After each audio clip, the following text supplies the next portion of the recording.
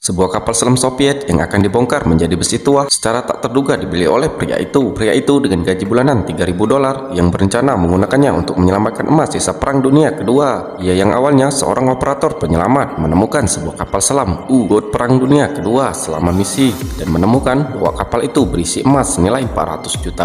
Pria itu tidak mengungkapkan hal ini kepada perusahaannya. Setelah 20 tahun bekerja serabutan dan masih tinggal di hotel, ia memutuskan untuk mempertaruhkan segalanya untuk menyelamatkan emas tersebut. Karena kekurangan dana untuk peralatan penyelaman, ia menemukan seorang investor melalui seorang teman dan kemudian membeli kapal selam itu. Ia kemudian merekrut beberapa teman dan beberapa pensiunan awak kapal selam Rusia untuk memulai misi balas dendam ini. Setelah beberapa perbaikan dasar, mereka berangkat dengan kapal selam itu yang hampir tidak berfungsi kecuali klaksonnya. Tidak lama kemudian, pemuda itu saat mengoperasikan katup memutarnya dengan tidak benar, hampir menyebabkan orang-orang Rusia yang memperbaiki mesin tersebut tewas. Perkelahian pecah dan dalam prosesnya bahan bakar secara tidak sengaja tumpah ke poros penggerak yang sudah mengeluarkan percikan api, menyebabkan ledakan besar. Kapal selam itu tenggelam tak terkendali ke dasar laut. Jika mereka terbangun, para kru mengira mereka akan celaka karena kapal selam itu tidak dapat bergerak tanpa poros penggeraknya. Tetapi pria itu tidak setuju. Analisis peta bawah laut menunjukkan bahwa mereka mungkin telah mencapai sekitar kapal selam yang syarat dengan emas. Jika mereka dapat memasang poros pergerakan kapal selam itu ke lokasi ini, kapal selam itu dapat bergerak. Dengan keputusan cepat, ketiga pria itu mengenakan pakaian selam keluar dari kapal selam. Pria tua itu tetap di samping untuk memasang peralatan, sementara dua lainnya pergi untuk menyelidiki. Mereka segera menemukan diri mereka di jalan buntu, menyerupai puncak gunung. Jika demikian, mereka benar-benar akan celaka. Satu orang melangkah beberapa langkah ke depan, menyingkirkan sedikit pasir, dan di hadapan mereka ada kapal selam yang syarat dengan emas. Semua orang sangat gembira. Di dalam, mereka dengan cepat menemukan poros penggerak, sementara anggota kru lainnya menemukan tumpukan emas yang besar. Kedua pria itu dengan cepat membongkar poros mesin dan membuat emas ke gerobak kerja. Tepat ketika mereka mengangkut emas kembali ke kapal selam, beratnya melebihi kapasitas tarik derek. Meskipun demikian, mereka enggan membuang batangan emas apapun. Pada saat itu, roda gerobak macet dan sejumlah besar batangan emas berjatuhan. Seorang penyelam mencoba melepaskan roda, tetapi terpleset dan jatuh di kedalaman.